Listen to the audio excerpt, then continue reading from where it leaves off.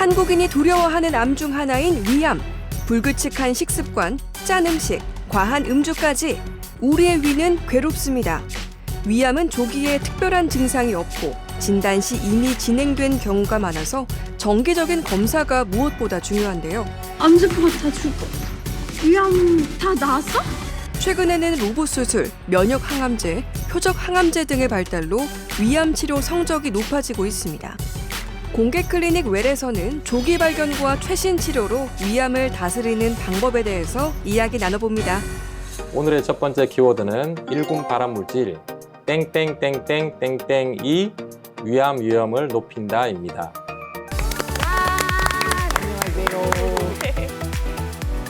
네, 토요일 아침에 좋은 습관 공개 클리닉 웰입니다. 벌써 12월, 2015년의 마지막 달이 됐는데요. 이럴 때 뭐 많이 하세요? 송년회? 그쵸. 네, 송년회 많이들 하실 것 같아요. 시즌. 네, 송년회 시즌. 이 모임이 많을수록 과식하는 경우도 많고 과음하는 경우도 많을 때이니까 이럴 때 소화기 건강 잘 챙기셔야겠습니다. 그래서 오늘은 위암에 대해서 이야기 나눠볼 텐데요. 도움 말씀 주실 건강주치 소화기 외과 전문의 오성진 교수님 모셨습니다. 안녕하세요. 반갑습니다. 네, 반갑습니다. 위암이라는 절망을 희망으로 바꿔드리고 싶습니다. 최상의 의술로 위암을 치료하고 따뜻한 가슴으로 보살펴드리는 위장관 외과 전문의 오성진입니다. 반갑습니다. 그래서 마음이 따뜻해지고 위장이 안전해지는 것 같은 느낌입니다. 맞아요. 이렇게 위암을 떠올리면 사실 음주라든지 뭐 잘못된 식습관 이런 걸 떠올리기가 쉽잖아요. 아무래도 이런 것들이 위암에 좀 영향을 주는 거겠죠? 네, 오늘 위암을 제대로 알기 위해서는 위험 인자부터 아는 게 좋을 것 같아서 첫 번째 키워드로 준비해봤습니다. 1군 발암물질 땡땡땡땡땡땡이 위험을 높인다입니다. 너무 길어요. 여섯?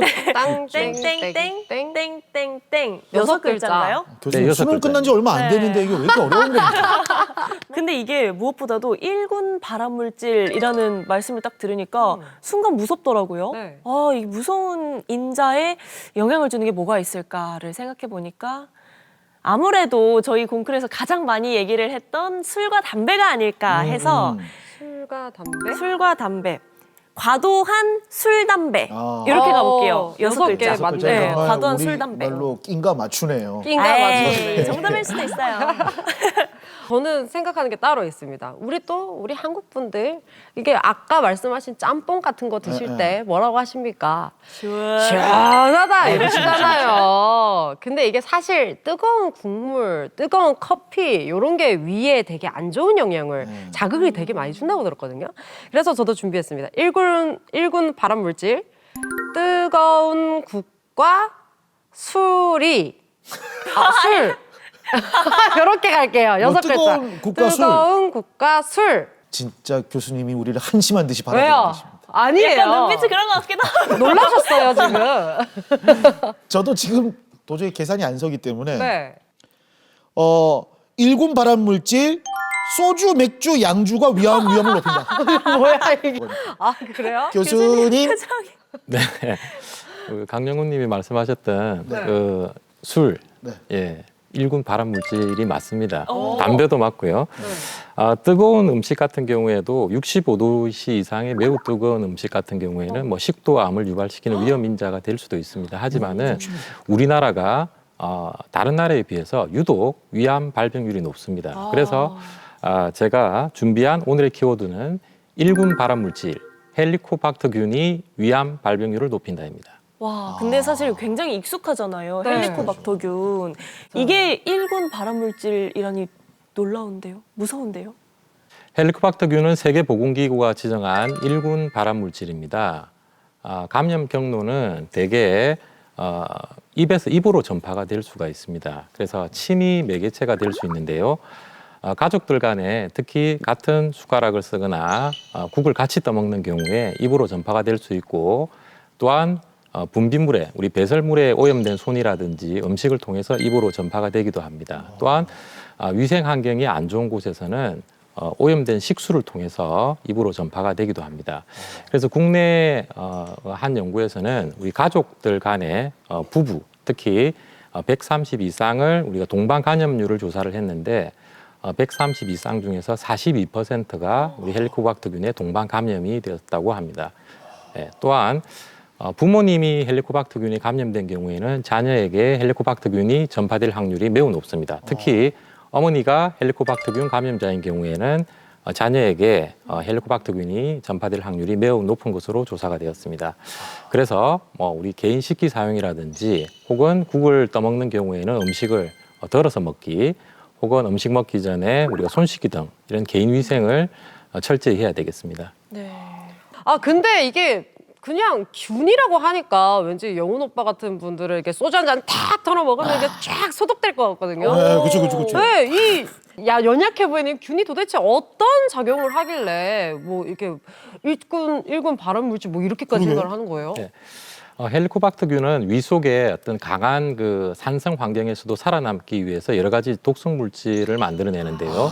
특히 위산을 중화시키기 위해서 유레아제라는 요소 분해 효소를 이렇게 발생을 시킵니다. 그래서 몸속에 있는 요소를 분해해서 자체적으로 암모니아와 또는 활성산소를 만들어내기 때문에 이러한 그 암모니아와 활성산소가 위점막에 직접적으로 손상을 시키기 때문에 만성적으로 이렇게 염증을 일으켜서 결국에는 만성위염 또는 그 심하게 되면은 위축성 위염, 결국에는 위점막이 아주 얇아지게 되는 장상피 화생으로 변해서 결국 위암으로 발전할 수가 있습니다. 근데 앞서 말씀해 주셨듯이 우리나라는 뭐 숟가락을 같이 넣어서 찌개도 먹고 가족끼리. 그럼요. 거기다가 요즘 같은 회식철에 어이 한부장 한잔 받아라. 한잔 받아라. 뭐 이렇게 많이 하니까. 익숙하네요. 그러니까 그런 것 때문에 우리나라가 위암 발병률이 더 높다고 할 수도 있겠네요. 우리나라 음식 중에 특히 빼놓을 수 없는 게 국이나 찌개죠. 네. 그래서 뭐 국이나 찌개 같은 경우에는 첫 번째로 나트륨 함량이 상당히 높습니다. 그래서 나트륨 함량이 높은 음식은 위에 만성적으로 염증을 일으킬 수가 있고요.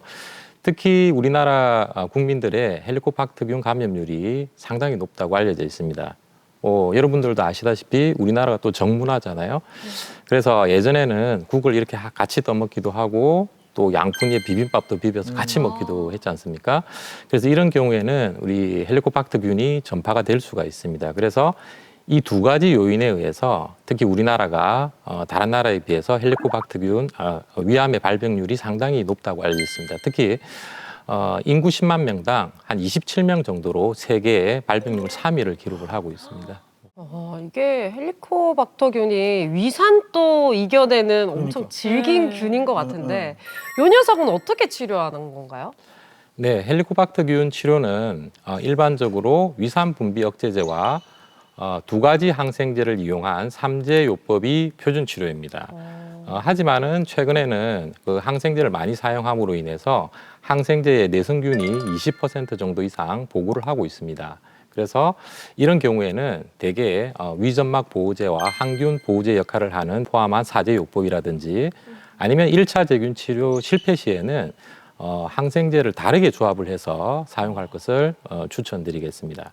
그리고 항생제 치료가 끝난 이후에는 보통 한 4주 정도 이후에 헬리코박터균이 완전히 제균이 되었는지 검사를 통해서 확인을 하는 것이 중요하겠습니다.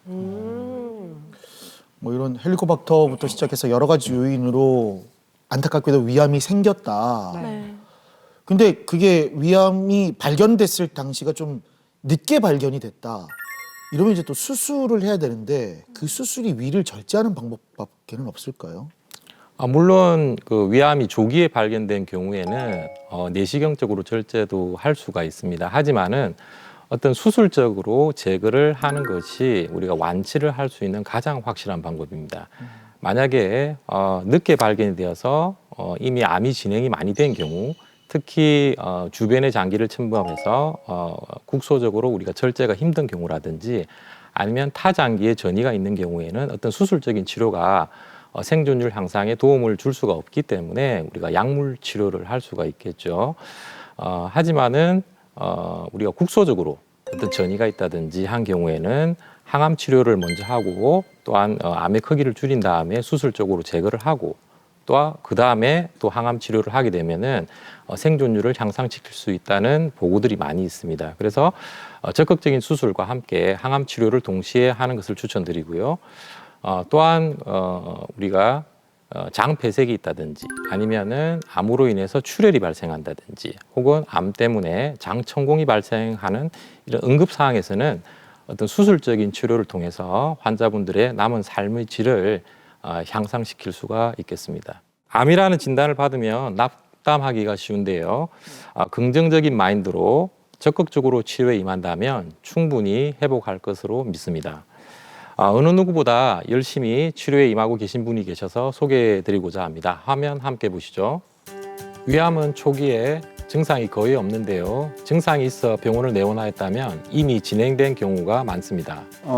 출혈성 위암이 있어서 처음에 오게 됐고 이제 구토 증상도 좀 있었고 CT하고 이런 교수님이 말씀하신 대로 그래 하고 나서 제가 이제 위암 사기에 가까운 그런 위암이라는 걸 알게 됐어요.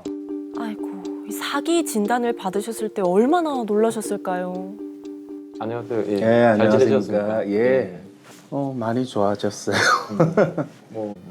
아마 항암 치료 오래 받으셔가지고 네. 손발 저림도 좀 심하고 그러셨는데 네. 날씨가 또 많이 추워지면 또 손발 저림 좀 심해질 수 있거든요. 네. 예.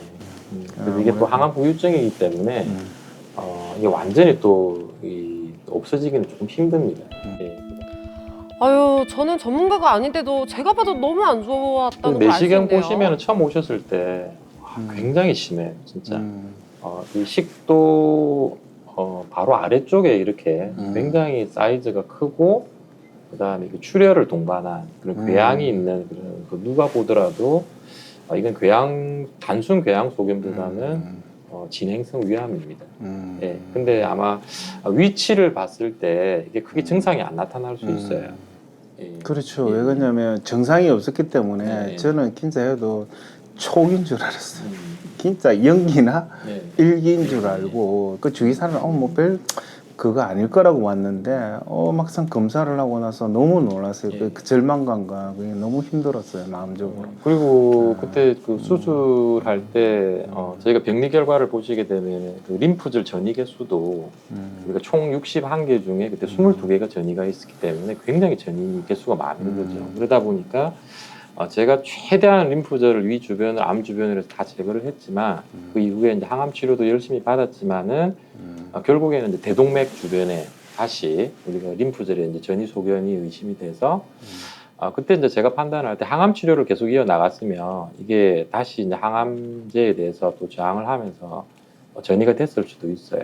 그래서 다시 대동맥 주변 림프절을 전부 다 박리를 하고 다시 또 항암을 하고 나서 지금까지는 다른 부위에는 전혀 암이 다시 나타나지 않는 상태라서 최근 그 CT 결과를 보면 완전히 안정이 돼 있는 상태입니다. 네. 예, 그래서 이상 소견이 없고 그 대동맥 주변도 지금 깨끗한 상태예요. 그래서 22년도에 대동맥 주변 림프절 절제술을 하고 항암 치료까지 마친 상태입니다.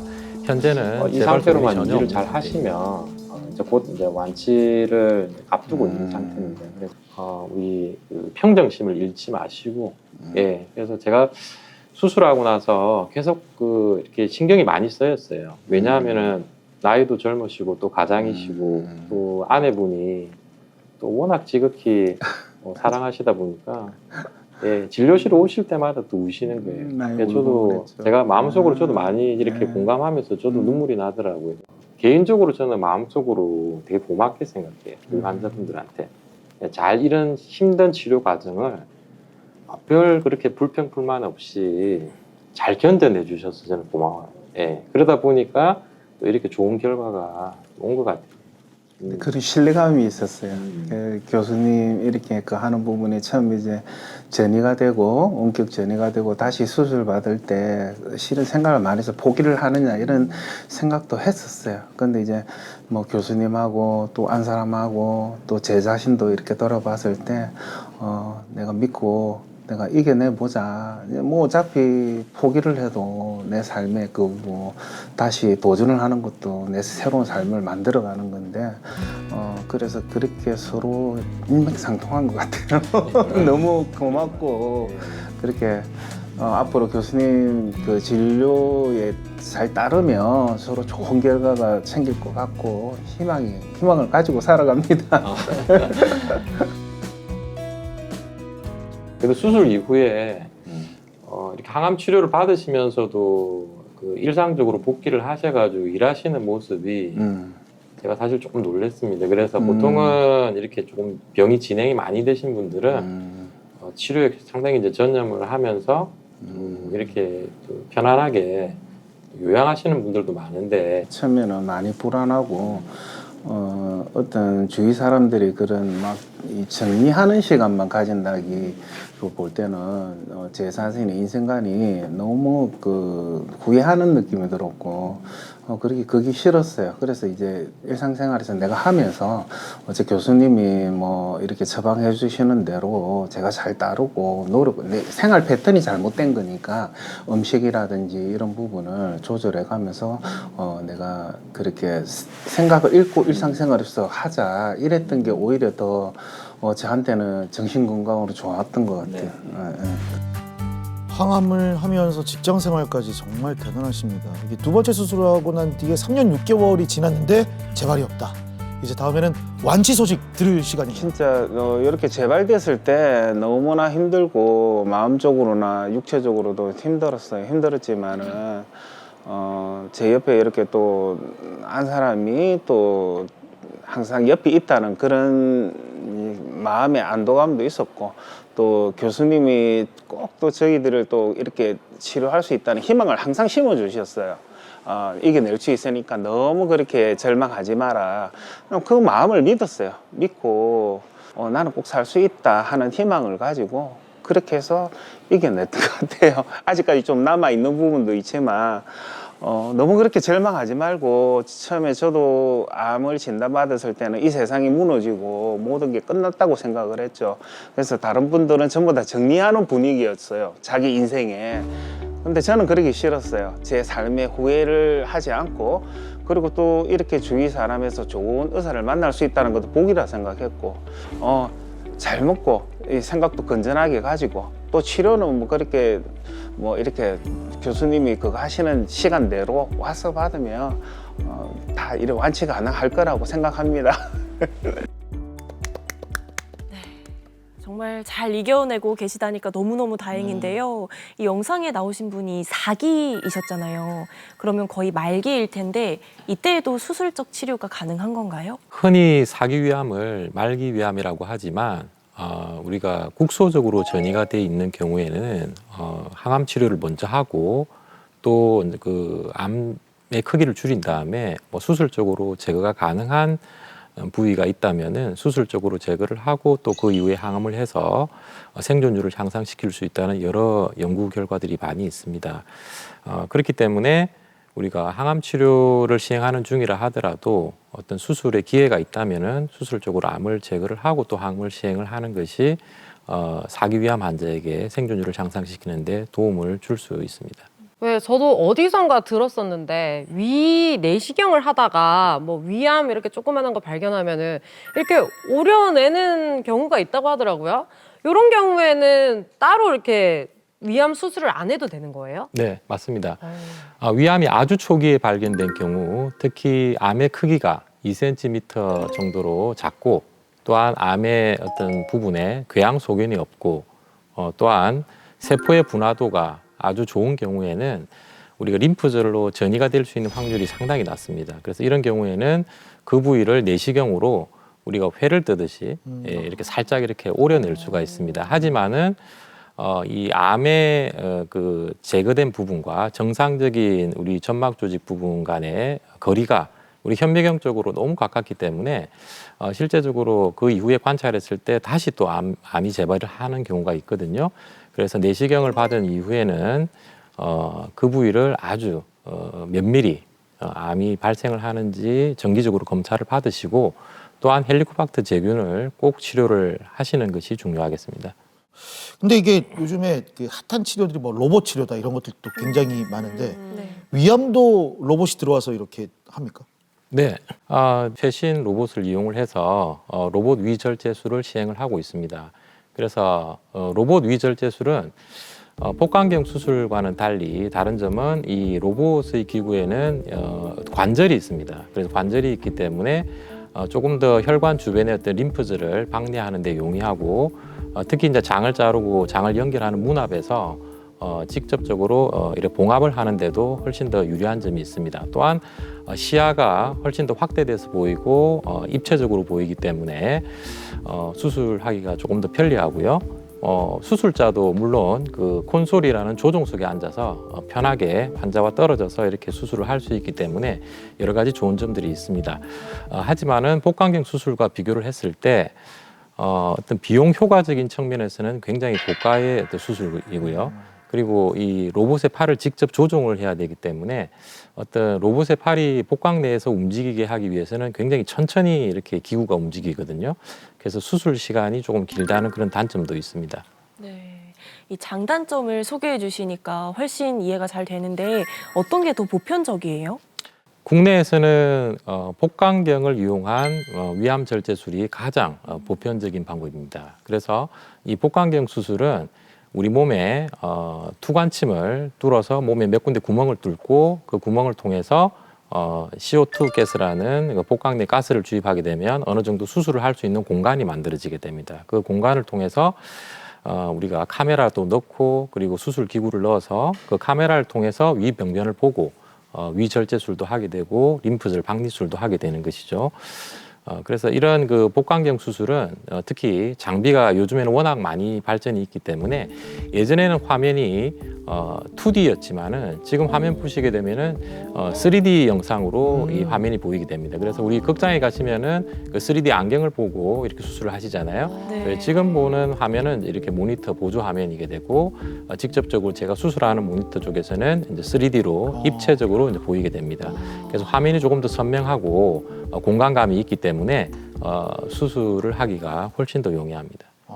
왜 우리 옛날에 내비게이션은 1차원적인 화면이었는데 네. 지금은 되게 입체적으로 나오잖아요. 맞아요, 맞아요. 수술할 때도 그 화면을 진짜 딱 보고 입체적으로 다 보고 하시는.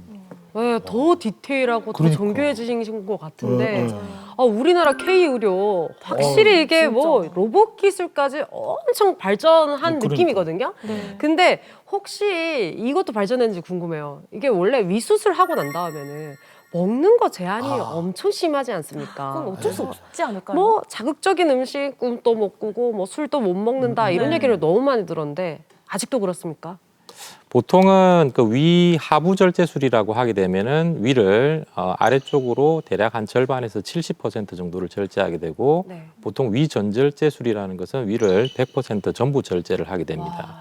그렇게 되기 때문에 위 절제술 이후에는 위의 용적이 일단은 상당히 작아지게 됩니다. 그래서 네. 한꺼번에 많은 음식을 드실 수가 없고요.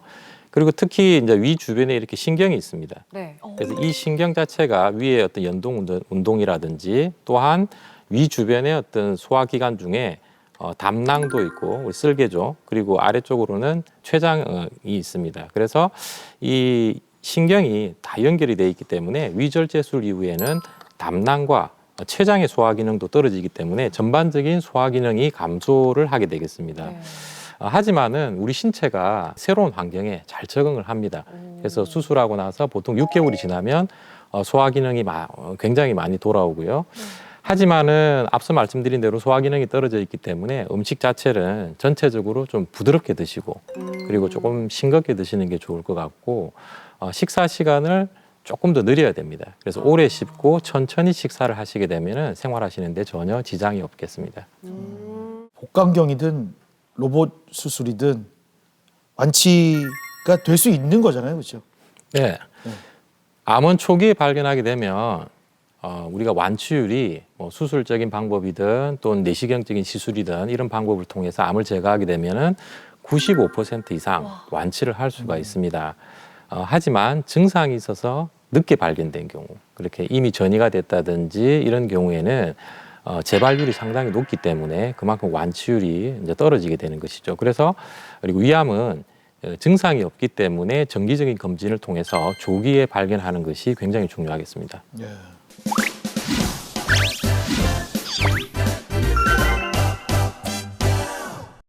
이번에는 위암과 위 건강에 대해서 잘못 알고 있는 상식을 꽁트로 풀어보겠습니다. 공클 메디컬 지식 배틀 기다 아이다, 기다, 아이다.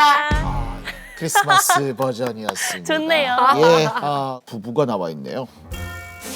당신 지금 라면 먹어요? 텔레비에서 그 라면을 맛있게 먹길래 한 그릇 끓여봤다. 한잔같이 해라. 혼나겠다. 다이어트 중인데. 이게 막 하나 더 올려야 되나 이거 뭐? 아야야, 이거 한잔같이밖에 안 먹다. 어? 당신 내가 반 줄 테니까 선심 썼다 먹어라. 자, 에이 안 먹어요. 이 갖고 오서. 왜? 에이 내가 버렸어. 그래 빼리로 그거를. 아이고야 이게 당신 아무리 그거 한 젓가락밖에 안 먹었어도 그걸 내를 준다고. 아니 당신은 위 개양에다가 헬리코박터균도 있는 양반이 뭐 같이 몰락했었노? 네, 일할 줄 알았다. 내가 아있나?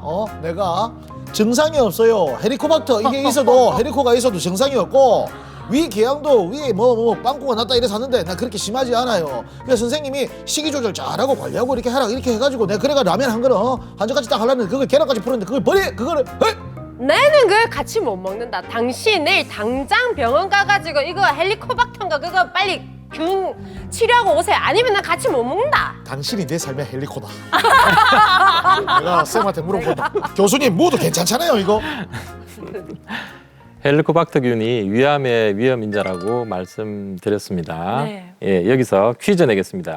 위궤양 환자는 헬리코박터균이 있으면 반드시 치료해야 된다. 기다 아이다. 이거 너무 당연하잖아요. 그러니까 반드시? 여러분도 함께 풀어주세요. 하나, 둘, 셋. 하나, 기다. 아니다라고요? 아이다라고요? 위 궤양 위에 구멍이 났다는 거잖아요. 네. 그죠? 위 궤양. 그럼 헬리코 제균 치료해야 되잖아. 네. 균을 죽여야 되잖아.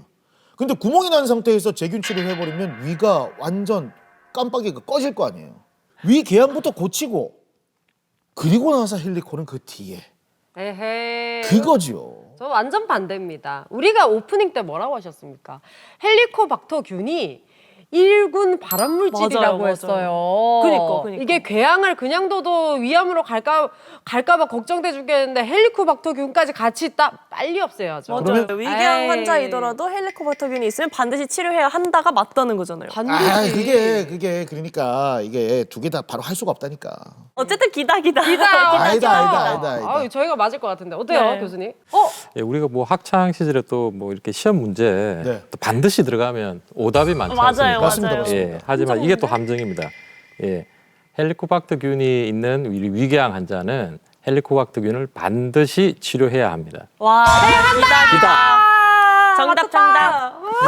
위장에 어때요? 과부하가 걸리지 않을까요? 이 두 개를 또. 헬리코박터균을 치료하지 않으면 네. 위궤양이 치료가 되지 않을 뿐더러 위궤양이 치료가 되었다 하더라도 우리가 80% 이상은 다시 위궤양이 재발을 할 수 있기 때문에 반드시 헬리코박터균을 재균을 해야 됩니다.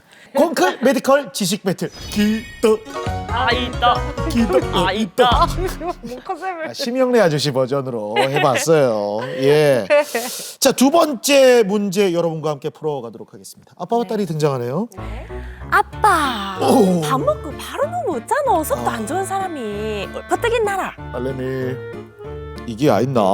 그 밥 먹었으니까 눕지. 밥 먹었으니까 가면 뛸까? 이게 밥 먹고 뛰면 위 하수증이 걸려요. 위 하수증? 그러니까 밥 먹고 일나라 그거는 고수들이 하는 얘기가 아니고 하수들이 하는 얘기야. 아, 그래? 그런 거야. 그럼 내도 누울까? 편안하게 그렇지. 좋긴 하지. 이게 편안하게 누워 있으면 어. 위가 이렇게 그 일자로 이렇게 평평하게 된다고. 근데 이제 뛰면 말이지 음식물이 이렇게 해가지고 위가 이렇게 출렁출렁 쳐질 거 아니야. 그럼 위 하수가 와요. 물이 위 가서. 위 건강에 안 좋아. 둘 다 등짝 맞아야겠네. 근데요, 엄마가 보면은 한 소리 할 것 같은데. 너가 얘기 듣지 마라. 너가 엄마 얘기 80%가 거짓말이다. 아빠 말도 50% 정도는 거짓말 맞아, 나거든. 맞지. 너가 엄마가 나한테 거짓말 치가 내가 네 결혼했다. 자, 아, 진짜? 교수님 그지요? 누워 있어 괜찮잖아. 그지? 그지? 우리 아버님 위하수증이라는 말도 아시는 거 보니까 네. 굉장히 의학 지식이 좀 풍부하신 것 가수가 같은데 아버님 체형에는 위하수증이 절대 발생하지 않습니다. 아 진짜. 예, 말씀하세요. 위하수증은 저체중, 굉장히 우리 몸에 지방이 너무 없어서 살이 급속하게 빠진 경우에 위가 복압이 없기 때문에 아니, 위가 그거 좀 문제 늘어날 수 주세요. 있는데 오빠 그렇게 아버님 하세요. 비만 체형에서는 위하수증이 안 걸립니다. 여기서 과연 아버님 이번에도 말이 맞을지 퀴즈로 풀어보겠습니다. 네. 식사 후에 바로 누워 휴식하는 습관이 위 건강에 좋다. 기다, 아니다. 나 이것도 좀 왜요? 함정이 있을 것 같아서. 아, 이 오빠 오늘 함정 좋아하시네. 네. 앞에 함정은 그대로 들어갔거든요. 네네네. 이번 함정은 확실하게 함정이다. 오늘 함정에 늪에서 못 빠져나오시네. 그러게요. 준비됐죠? 네네. 가겠습니다. 하나, 둘, 셋. 이거 절대 여러분들 방송의 극적인 재미를 위해서 하는 게 아니라 제 이렇게 마음입니다. 네. 이게 왜냐면 네. 밥 먹고 나서 바로 걷거나 뛰면 흔들려서 배가 아파요. 근데 이것도 식도를 맞긴 제합시다. 해. 그러니까 식도를 제합시다 우리. 또 펄럭거린다. 위만 봅시다. 위만. 스토마크만 보자고. 근데 그래도 이게 누우면은 위산이 이렇게 올라가서 식도에도 안 좋고 목에도 안 좋고 뭐 그렇게 들었었거든요. 이거는 우리 공쿨 보시는 분들이 또 에이 강정훈이 잘 모르네 뭐 이렇게 말씀하실 것 같을 정도로 보너스 문제였습니다. 맞습니다. 함정을 보자고요. 보너스 함정. 문제라고 생각이 함정. 들죠. 편하면 건강에 안 좋습니다. 맞아요, 맞아요. 네, 일단 교수님 말씀 한번 됩니다. 들어보죠. 네. 네, 오늘 강영훈님 거의 퀴즈 꼴찌 될 것 같습니다. 네, 정답은 아이다입니다. 아니 문제를 너무 당연하게 된 거잖아. 당연하게. 그러니까 내가 속지. 한번 위를 한번 보시죠, 이렇게. 네. 예, 위를 눕히게 되면 예. 당연히 음식이 이 위쪽 부분에 이제 보이게 됩니다. 네네. 예, 그렇게 되면 위하고 식도에 관략근이 있는 부분에 굉장히 이제 압력이 올라갈 수가 있겠죠. 예, 그렇게 되기 때문에 우리가 위식도 역류 질환을 유발할 수가 있고 위에 음식이 체류되는 시간이 굉장히 이렇게 길어지게 될 수 있습니다. 그래서 전체적으로 위에 이제 부담을 이제 줄 수가 있습니다. 식후에 우리가 걷기 운동, 식후에 바로 걷게 되면 위장이 이렇게 조금 움직입니다. 그래서 위장이 움직일 수 있기 때문에 장 운동이 좋아져서 가스 배출이 잘 되는 거죠. 그렇게 되면 또 역류 현상을 또 줄일 수가 있습니다. 그래서 일명 제가 이제 방귀 걷기 또 이런 표현을 많이 씁니다. 그래서 식사하시고 나서 또 같이 걷게 되면 또 불편하시잖아요. 그래서 혼자 그래서 공원 같은 데서 이렇게 방귀 걷기 하시면 우리가 위 건강에도 도움이 될 것 같습니다. 추진력도 있겠네요. 빨리 벌어지나? 예, 그렇죠. 예. 우리 점심 이후에 걷는 사람들을 보면 서로 의심하겠네요. 저분 방귀 걷기 그치, 하러 그치, 나오셨구나 이렇게. 이제 마지막 문제입니다. 네. 네. 김채림이 나와서 딸김 딸기? 와 짜려보노? 내가 제일 좋아하는 딸기를 이럴 때 사오고 와. 내 지금 딸기를 먹는다. 뭔 소리고 지금 김채림이가 제일 좋다 하는 금딸기 사왔는데 빨리 나서 뭐 쓸데없어. 먹는다. 내일 내 내시경 예약했다 아이가 9시 이후로 금식이라 지금 물도 못 먹고 있는데 지금 딸기를 사면 어쩌노. 그 가만히 내 나는. 야는 나이도 시퍼렇게 젊은 게 벌써 뭔 내시경이고. 니 뭐 어디 아파? 아니 우리 할아버지가 위암이었다 아이가. 아빠도 위 궤양에 헬리코박터 있다 카제. 근데 불안해서 살 수가 있나. 내 위 내시경 예약했다. 야 김채림 니 지금 할아버지 유전 때문에 니가 위암 걸리다고 그렇게 걱정한다고. 아빠도 있고. 니는 기집애야. 니는 밤마다 술 물어 전에 돌아다니고 아침에 그래가고 해장 때린다고 매운 거 무 쌓고 그렇다고 뭐 아침은 먹나 안 먹지. 빵 쪼가리 먹고 엄마. 이런 것 때문에 니가 위가 아팠으면 아팠지. 닌 유전 때문 아니다. 어디서 엄마. 헛소리하고 있노?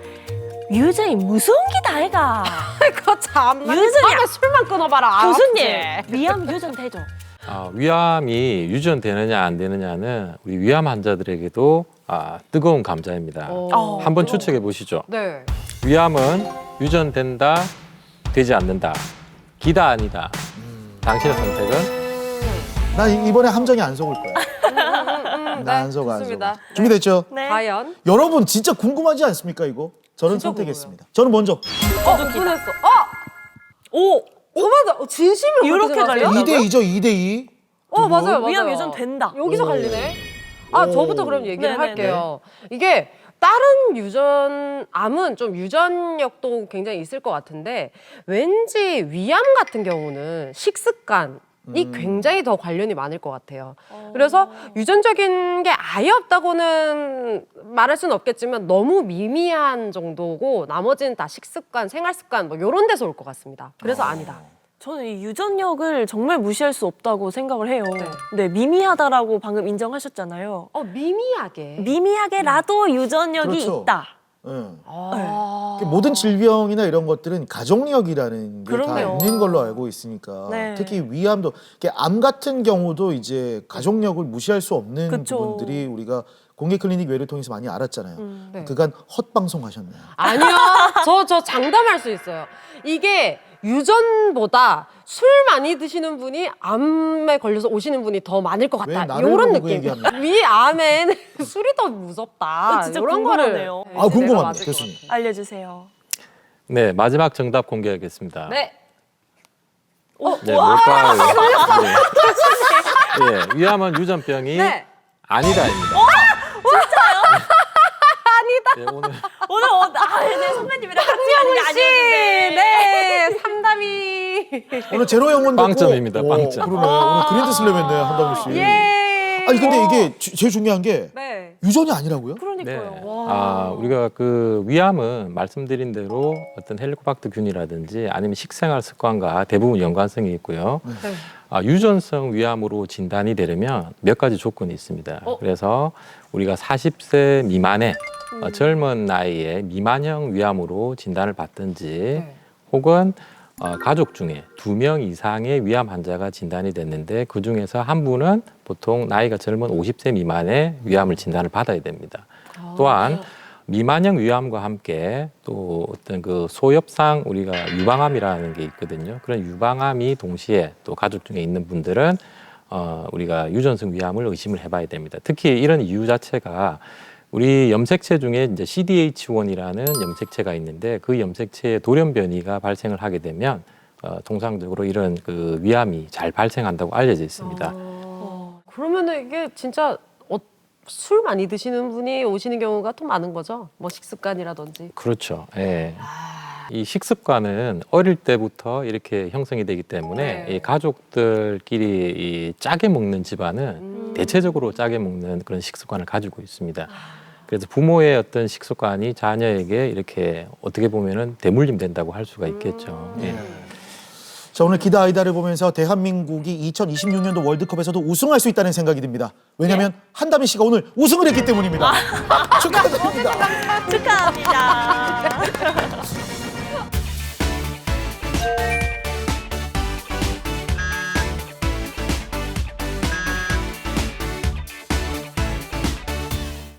교수님, 두 번째 키워드는 뭐예요? 말기 위암 치료 유전자 검사가 중요하다입니다. 말기 위암 치료에서 유전자 검사가 중요하다 말씀해 주셨는데 이유가 뭔가요?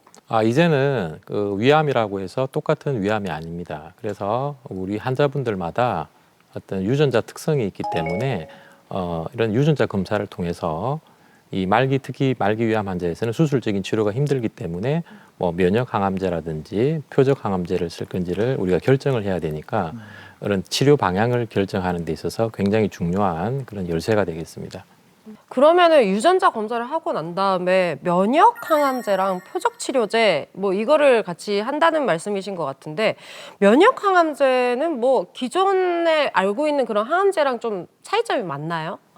기존의 항암제가 정상적인 세포와 또는 우리가 어떤 그 암세포를 동시에 이렇게 공격을 했다면 면역 항암제라는 것은 우리 몸에 있는 기본적으로 이제 면역 세포라는 게 있습니다. 그래서 대표적인 게 이제 T 세포라는 게 있는데 이 암세포에는 T 세포를 무력화시키는 그런 수용체가 있습니다. 그래서 암세포가 있게 되면은 T 세포와 결합을 해서 우리의 면역 세포가 활동을 못하게 하는 것이죠.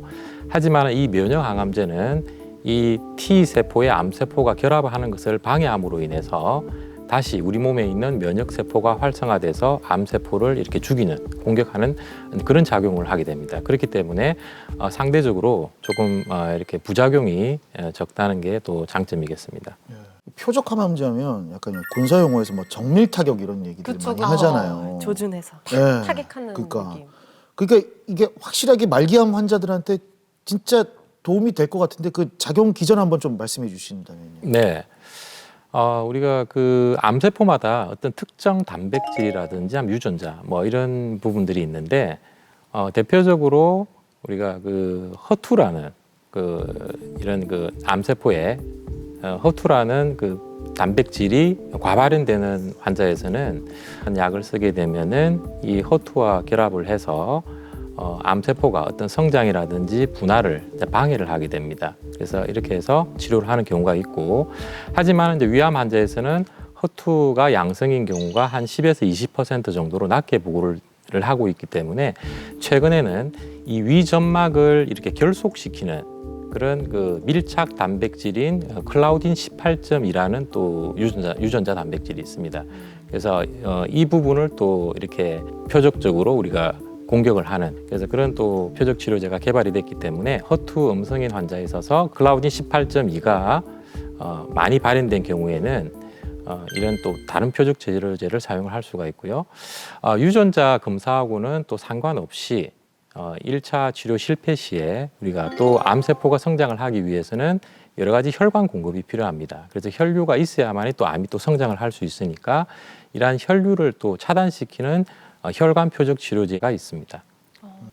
표적 항암제 그리고 면역 항암제 이렇게 말씀을 주셨는데 예후는 어떤가요? 치료 효과가 좀 궁금합니다.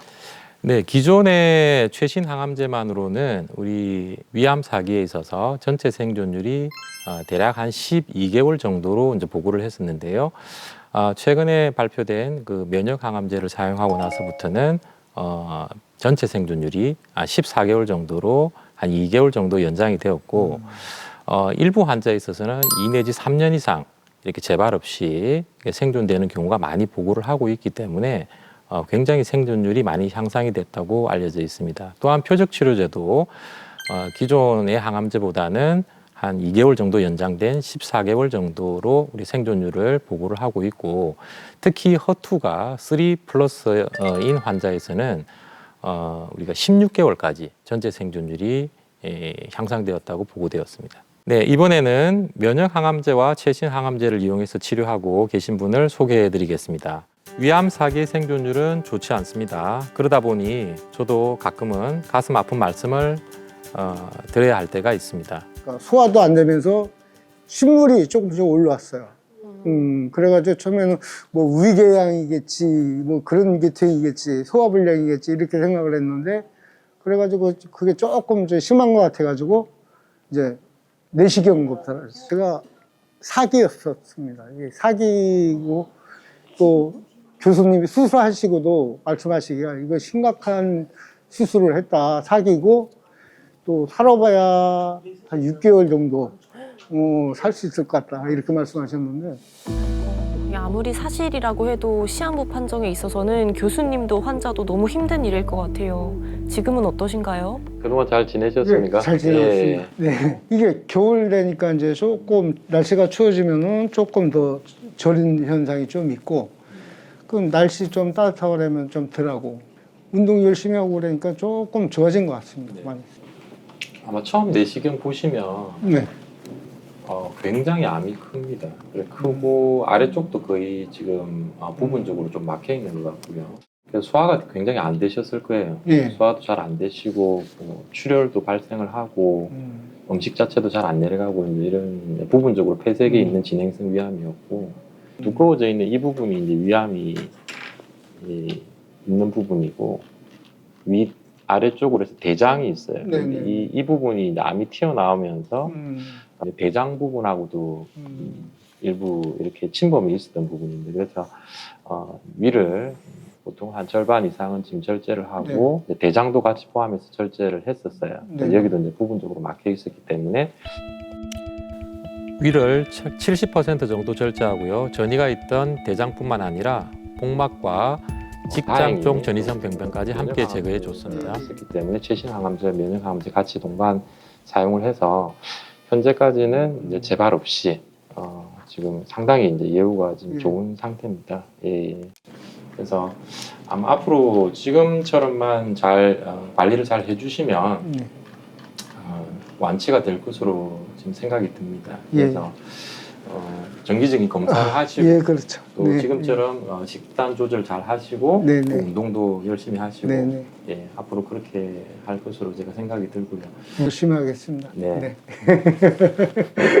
아유, 교수님한테 감사하다는 말은 뭐 천번 만번 해도 모자르고 하여튼 열심히 더 열심히 해가지고 예. 교수님한테 잘해주셨는데 완쾌하도록 노력하겠습니다. 그 치료를 하는 데 있어서 물론 의사의 역할도 중요하지만 네. 또 이렇게 이 환자분들이 많이 적극적으로 치료에 이제 신뢰를 가지고 또 예. 안심을 하시고 따라 주시면은 그렇죠. 예. 이게 결과가 항상 또 좋은 결과를 네. 또 기대를 할 수가 있거든요. 네. 6개월 시한부를 받았었는데 지금 3년째 재발을 안 하셨다고 하니 진짜 다행입니다. 앞으로도 재발 없이 건강하시길 저희가 또 응원할게요.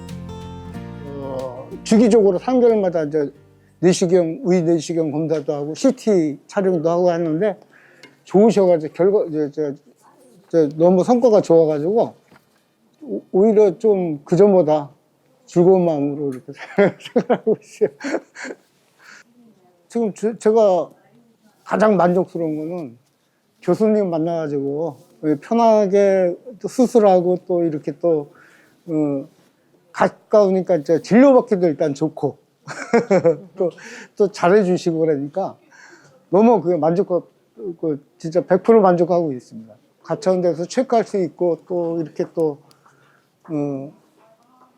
그때 또 만약에 좀 안 좋을 때는 응급치료도 바로 받을 수 있고 그런 면이 좋은 것 같습니다. 위암은 초기에는 사실 증상이 없기 때문에 대부분 정기 검진을 통해서 발견을 해야만 조기에 발견이 되지만 이렇게 증상이 있고 나서 병원을 방문하신 분들은 대부분 진행성 위암 환자분들이 많습니다. 그래서 수술까지 받고 또 이제 항암 치료를 이어나가는 과정에서 또 다시 재발을 한다든지 예후가 좋지 않은 경우가 많은데요.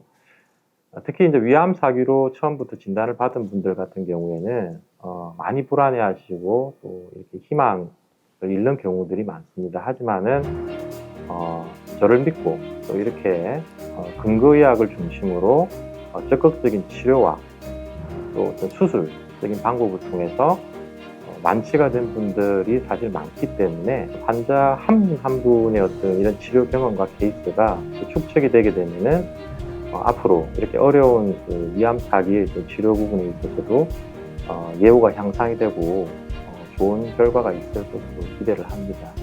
또한 그 약물 치료 부분에 있어서도 여러 가지 이제 면역 치료제라든지 아니면 표적 치료제와 같은 그 항암제가 많이 개발이 됨으로 인해서 병이 많이 진행되었다 하더라도 이 환자분들께서는 희망을 잃지 마시고 또 이 전문의 주치의와 상의를 해서 적극적으로 치료에 임하는 것이 좋은 결과를 나올 것으로 기대를 하고 있습니다.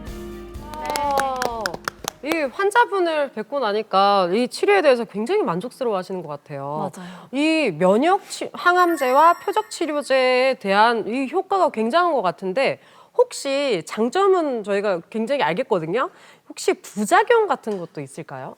네, 표적 치료제와 면역 항암제는 부작용이 적다고 알려져 있지만은 완전히 부작용이 없는 것은 아닙니다. 특히 표적 치료제 같은 경우에는 암세포의 어떤 특정 단백질 이런 그 표적에 우리가 공격을 하기 때문에 이러한 특정 단백질은 우리 정상적인 세포에도 존재를 하고 있습니다. 그래서 대표적으로 허셉틴이라는 약을 쓰게 되면 뭐 심근 기능의 어떤 손상으로 인해서 어떤 심장 기능이 어떤 저하가 온다든지 혹은 위장관 점막에 작용하는 표적 치료제 같은 경우에는 위장관 부작용인 오심 증상 또는 구토 이런 게 발생을 할 수 있고요. 또는 혈관 표적 치료제 같은 경우에는 혈관 부작용인 고혈압이라든지 단백뇨 등이 발생할 수 있지만 조기에 발견되어서 치료를 하시게 되면 큰 문제가 없기 때문에 안심하고 치료를 받으셔도 될 것 같습니다. 또한 면역 항암제 같은 경우에는 우리 몸의 면역 체계가 과도하게 활성화되어 일부 피부 발진이라든지 혹은 간염, 장염 또는 폐렴 또는 갑상선염이 발생을 할 수 있는데 뭐 이런 부작용들도 조기에 발견해서 치료하게 되면 큰 문제는 없겠습니다. 근데 아직까지도 이제 진단받으신 분들 그 마음을 다 헤아릴 수가 없지만 대부분 서울에 예약해놨다. 좀 기다려야 된다라고 하시는데 우리 부산 영남 지역에 있는 병원에 가도 충분히 이렇게 또 높은 확률로 또 치료를 잘 받을 수 있을 것 같아요. 네, 맞습니다.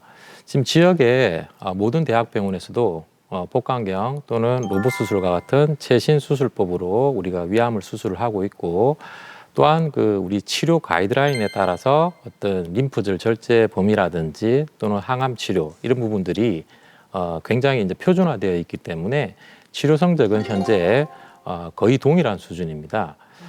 그리고 우리가 위를 절제하고 난 다음에는 여러 가지 우리 몸의 어떤 변화라든지 후유증이 발생을 할 수 있습니다. 특히 덤핑 증후군이나 혹은 위식도 역류 질환 혹은 수술 이후에 장유착에 의한 장 배색 또는 그 빈혈이라든지 이런 부분들이 발생을 할 수 있기 때문에 정기적으로 이제 이렇게 문제가 발생했을 때는 주치의와 의논을 할 수 있지만 먼 지역에서 우리가 수술을 받게 되면은 이런 문제가 발생했을 때 적극적으로 또 대처를 하기도 힘들고 또한 진행성 위암에서 항암 치료까지 받으시는 분들은 정신적으로나 육체적으로 굉장히 힘들기 때문에 위암은 이제 지역에 있는 대학병원에서 수술을 받고 치료를 받으셔도 될 것 같습니다.